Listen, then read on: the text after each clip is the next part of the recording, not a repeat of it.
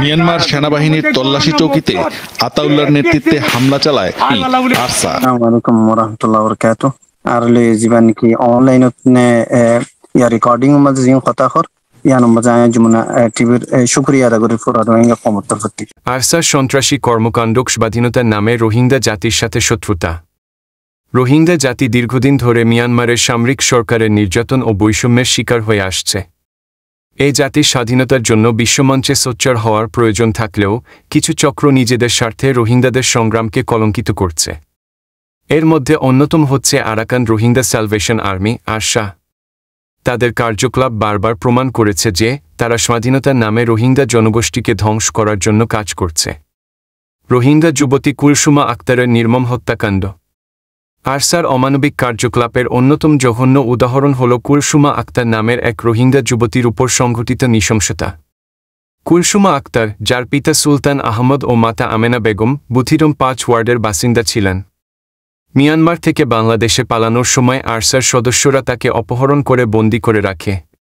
পরবর্তী তাকে দলবদ্ধভাবে ধর্ষণ করা হয় এবং নির্মমভাবে ছালিপ্রাং গ্রামে নিয়ে হত্যা করা হয়। আরসা কর্তৃক সংঘটিত অসংখ্য নৃশংস ঘটনার প্রমাণ রোহিঙ্গা জাতির কাছে রয়েছে। আরসা নিজেদেরকে রোহিঙ্গা জাতির স্বাধীনতার জন্য কাজ করা একটি সংগঠন হিসেবে দাবি করলেও তাদের কর্মকাণ্ড সম্পূর্ণ ভিন্ন বাস্তবতা উপস্থাপন করে। তারা নিরীহ রোহিঙ্গা জনগোষ্ঠীর উপর অত্যাচার, হত্যা, নির্যাতন ও যৌন সহিংসতা চালিয়ে রোহিঙ্গা জাতির ইমেজকে ধ্বংস করছে। যৌন সহিংসতা এবং নারী বিদ্বেষ আরসার চরিত্রের একটি জঘন্যতম উদাহরণ। আরসার অপকর্মের মধ্যে ধর্ষণ, হত্যা, চাঁদাবাজি ও অপহরণের মতো কর্মকাণ্ড নিয়মিত দেখা যায়। কুলসুমা আক্তারের ঘটনা এর একটি নির্মম উদাহরণ।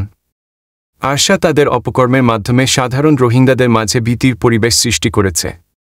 তারা নিজেরাই রোহিঙ্গা জাতির শত্রু হয়ে উঠেছে। আরসা আন্তর্জাতিক সম্প্রদায়ের সামনে রোহিঙ্গা জাতির জন্য কাজ করার কথা বলে, কিন্তু প্রকৃতপক্ষে তারা সন্ত্রাসী কর্মকাণ্ডের মাধ্যমে জাতির ইমেজ নষ্ট করছে। আরসার এই ধরনের কর্মকাণ্ড রোহিঙ্গা জাতির স্বাধীনতার সংগ্রামকে ক্ষতিগ্রস্ত করছে। আন্তর্জাতিক মহলে রোহিঙ্গাদের প্রতি সমর্থন দুর্বল হচ্ছে এবং সন্ত্রাসী তকমা লেগে যাচ্ছে। এভাবে চলতে থাকলে রোহিঙ্গা জাতি তাদের প্রাপ্ত অধিকার এবং মর্যাদা অর্জনে আরও পিছিয়ে পড়বে। আরসার মতো সংগঠনগুলোকে কঠোর ভাষায় এবং তাদের অপকর্ম বন্ধ করার জন্য আন্তর্জাতিক ও স্থানীয় পর্যায়ে পদক্ষেপ গ্রহণ করা অত্যন্ত জরুরি। রোহিঙ্গা জাতির প্রকৃত সংগঠন ও নেতাদের এই বিষয়ে সোচ্চার হতে হবে এবং সাধারণ জনগণকে আরসার কার্যকলাপ সম্পর্কে সচেতন করতে হবে।